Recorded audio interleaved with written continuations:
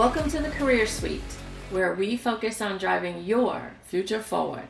I'm Helen G. Sneed, CEO, wife, mother, and philanthropist. So join me for career conversations inside the suite. You'll be glad you did.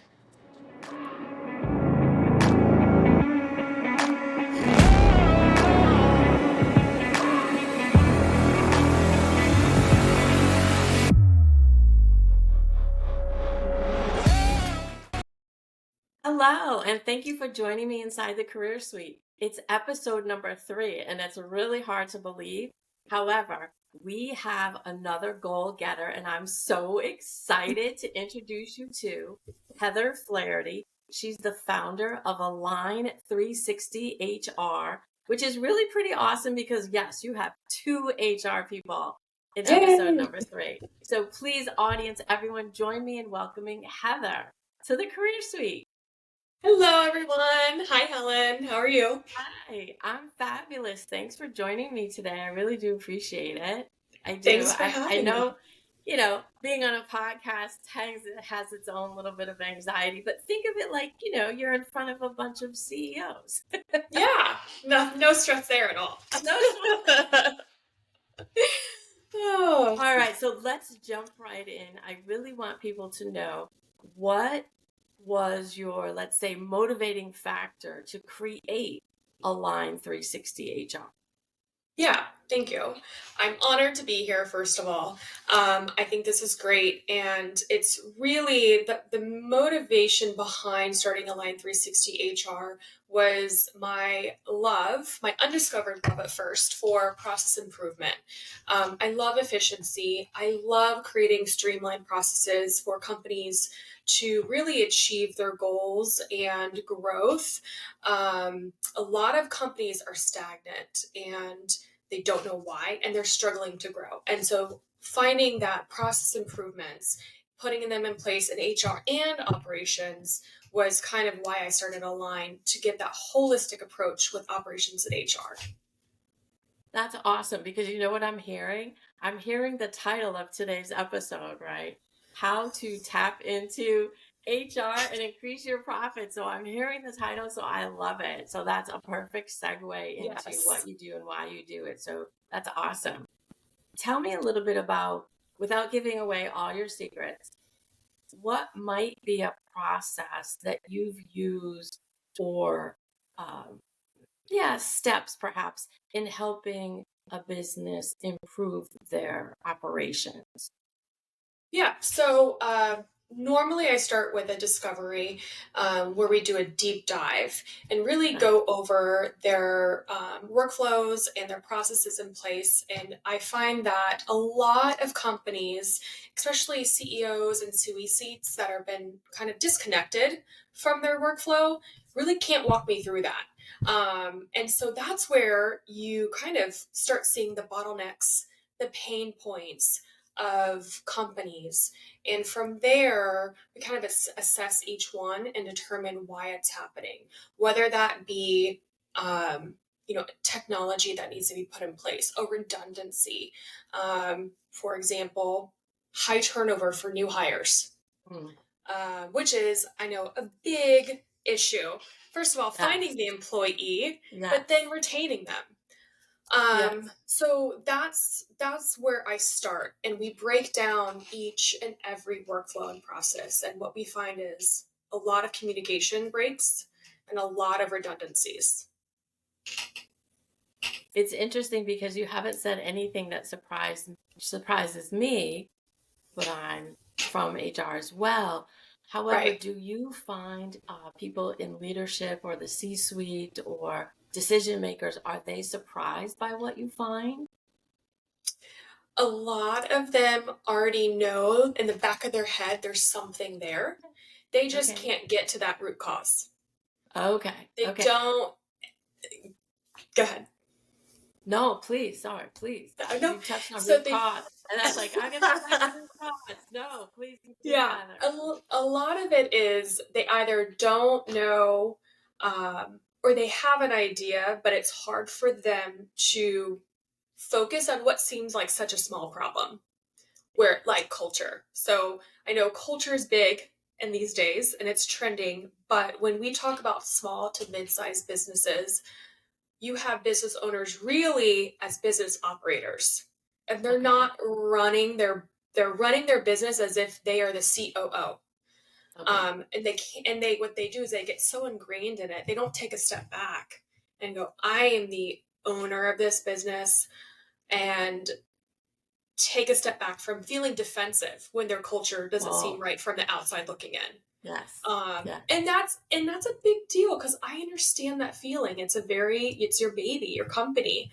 Um, but there's a lot of things that you really have to take a pause on as an owner and go, outside looking in, this is Right. why these problems are occurring.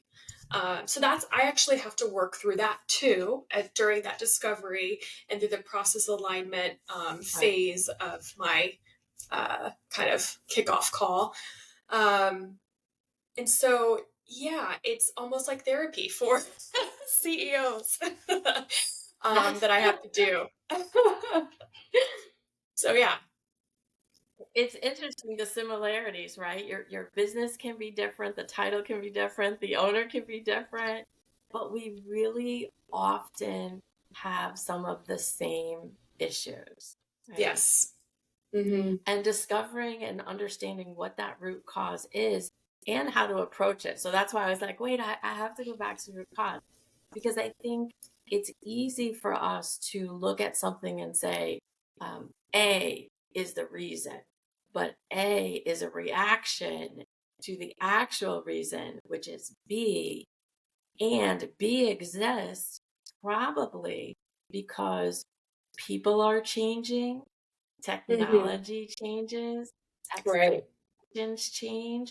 So even if you had that same root cause 5 years ago, Right. it's different today. And again, I don't want you to give away any of your trade secrets um, as you're doing your discovery. I think I want people to understand that um, HR can help people not only improve the human capital, but they can actually help them improve the cash flow. Yes, Wow. yes. And that's a great point because really the my process is empowering these companies to align their organizational goals with the people and the process, which is really the key to driving profits.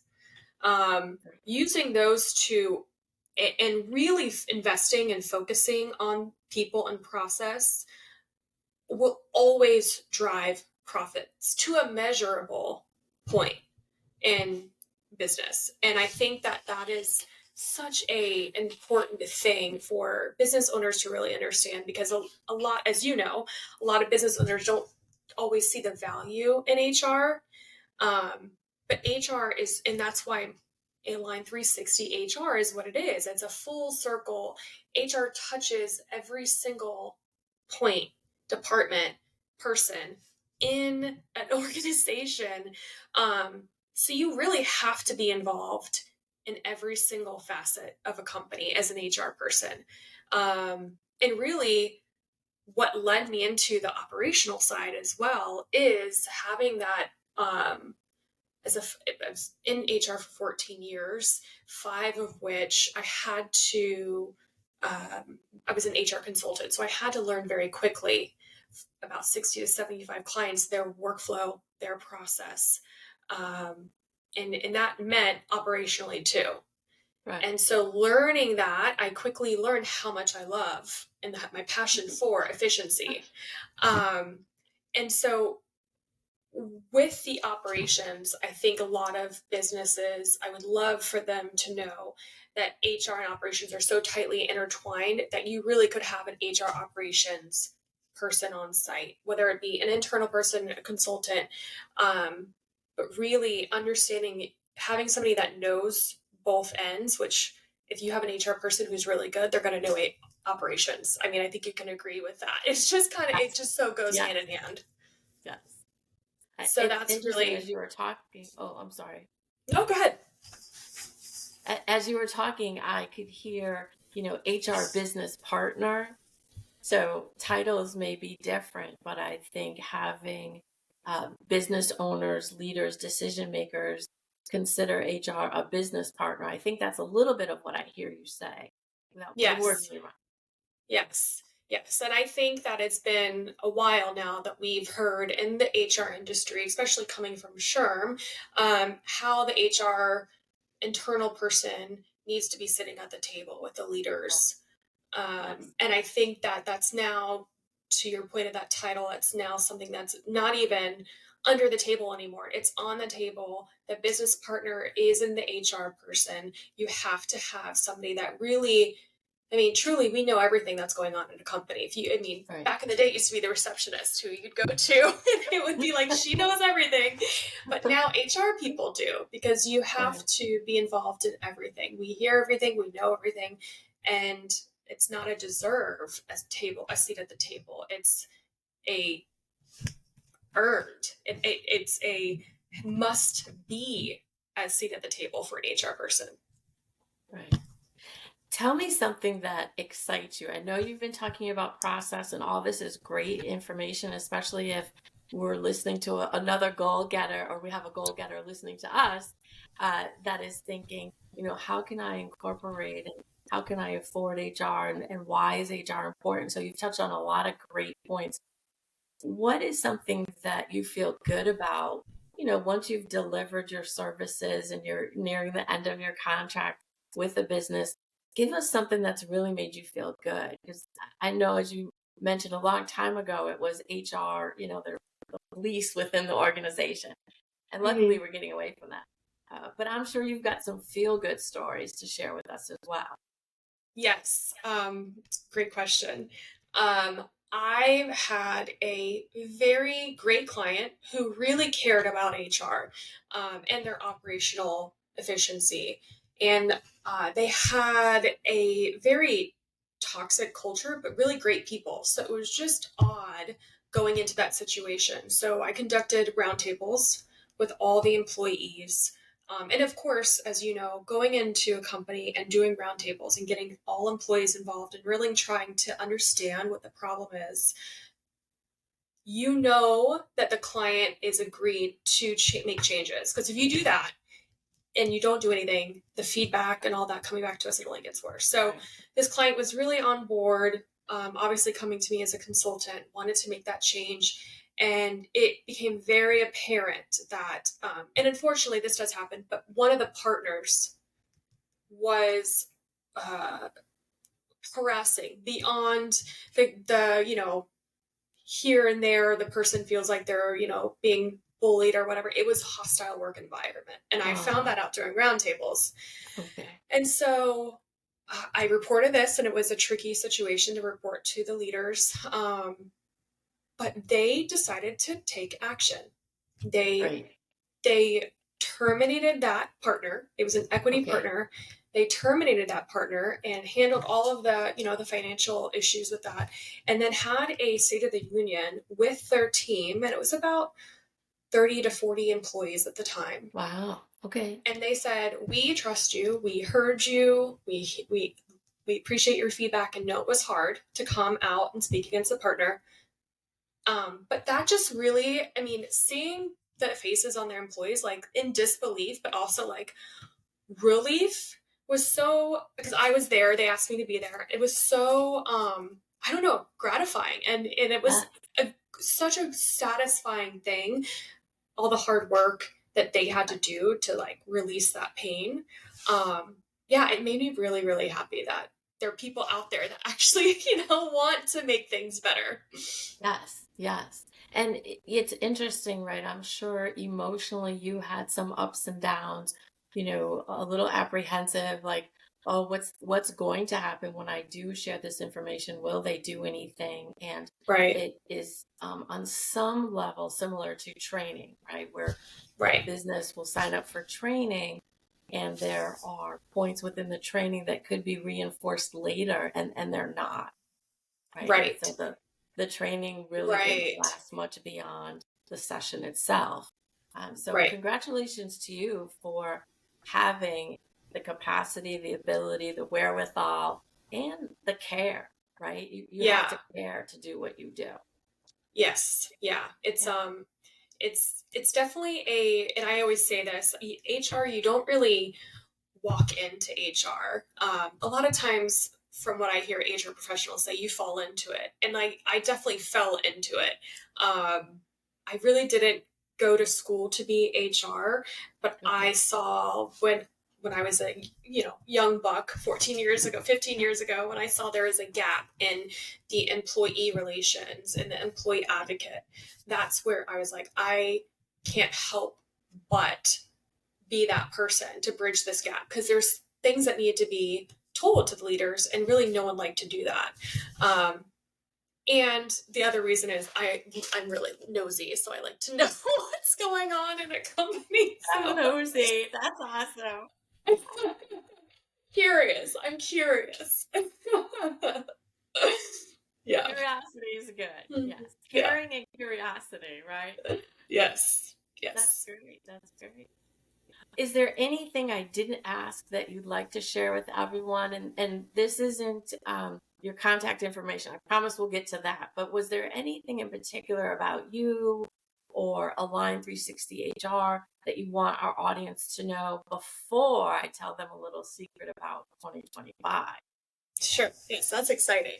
I'm sure It they is. can't wait to get to that. But yes, Yeah. I actually did want to just give a PSA, and I'm sure a lot of business owners are already aware of this, but two of the most common themes I'm seeing and challenges for business owners is managing remote workforces and um, trying to kind of retain top talent. And I know recruiting top talent is very hard, but a lot of people focus on the recruiting and get distracted and not focus on that retaining top talent.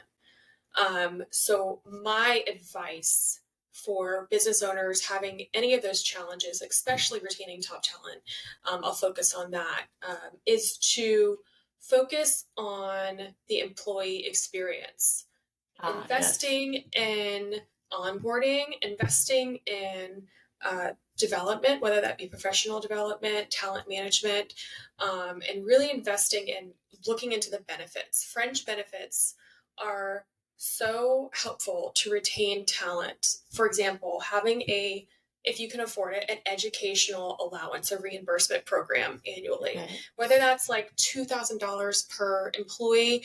I've seen companies have it at $10,000 per Right. employee, but it keeps them invested in the company, and it knows it feels they feel recognized by Right. these programs. That's kind of one of the programs or initiatives that I would put in place if you're having those issues. But I would tell business owners, really, those are your if you want to focus on anything, and I know those are challenges, I can help develop plans around those pain points.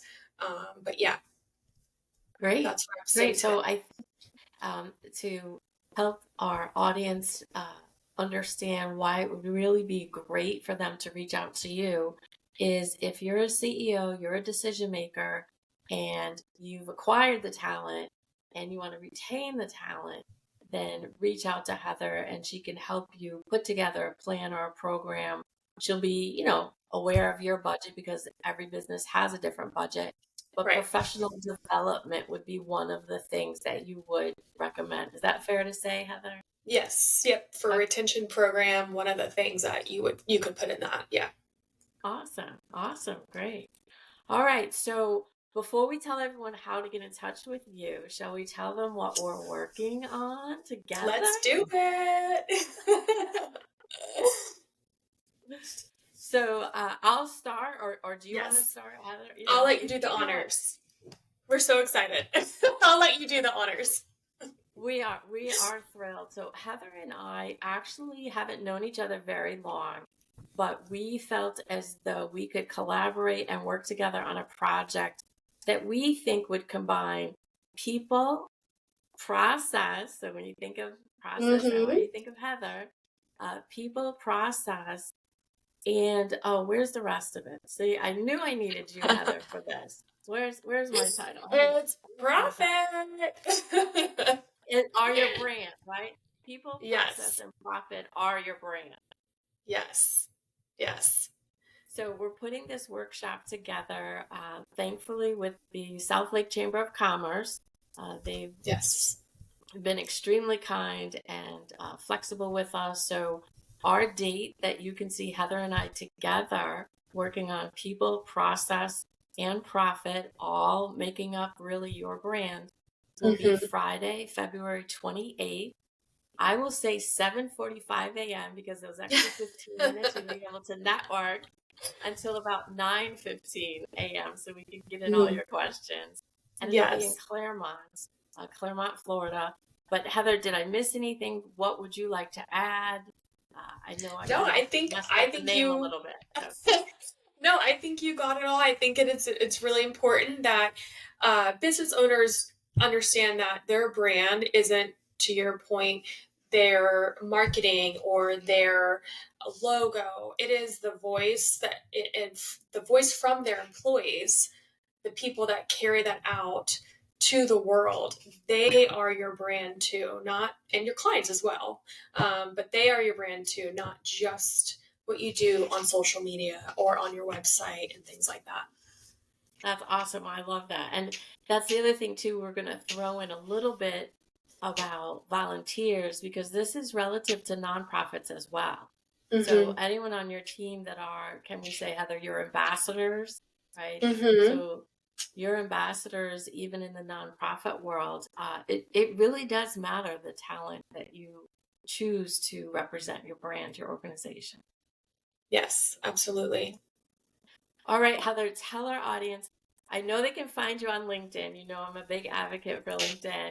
So, Yes. where can they find you and your business on LinkedIn and your website and your phone number? And then we'll be sure to add a special um, post at the end of the podcast as well. But I'd love for you to share that with everyone while we're together. Yes, absolutely. So you can find me at my website, align360hr.com. My LinkedIn is Heather Flaherty. My LinkedIn for Align 360 HR is simply just that. You plug that into the search, and I'm on there. I am not yet on Instagram, but I am working on that. That's okay. Um, and That's then you okay. can reach me at info@align360hr.com. That's wonderful. Thank you, Heather. I really appreciate your time today, and I think the audience could tell we are both excited about February 28th. And Yes. thanks again to the South Lake Chamber of Commerce for allowing us to put together a business accelerator program. Thank you, Heather. I know I am confident that you can help organizations, CEOs, decision makers with their process and their HR as well, and be a business partner. So, thank you for joining me on episode number 3. Is there anything you'd like to say as we, I guess, finalize, close out the Yes. Well, episode?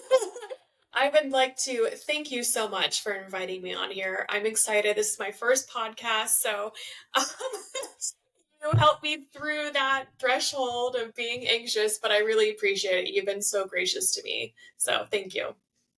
Really, my pleasure. It's new for me too. My pleasure. I enjoyed having you.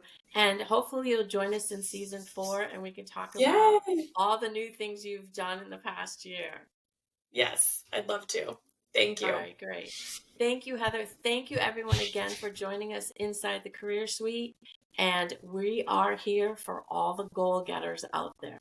See you next time.